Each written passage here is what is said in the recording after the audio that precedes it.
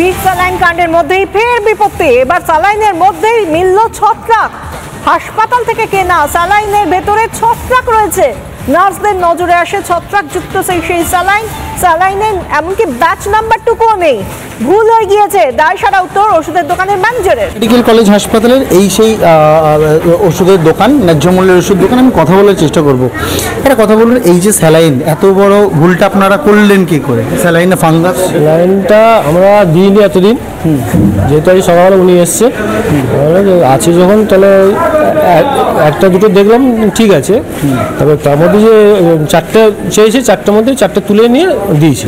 স্যালাইনে fungus সেগুলো আপনি দেখেছেন? সেটা দেখেছি, চিকচিকে পলিথিন মোড়া। এখন দেখেছেন? এখন দেখলাম ফাঙ্গাস ছিল। হ্যাঁ, ফাঙ্গাস ছিল। তাহলে এই দায়টা কার?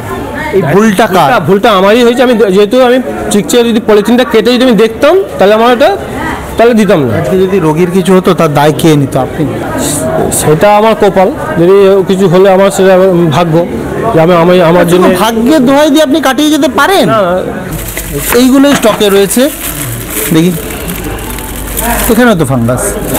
প্রত্যেকটা স্টকে ন্যায্য মূল্যের ওষুধের দোকান আমি দেখাবো। যা স্টক রয়েছে সমস্ত স্যালাইনে কিন্তু ফাঙ্গাস রয়েছে। এই যে পুরো স্টক, এই পুরো স্টকে কিন্তু ফাঙ্গাস রয়েছে।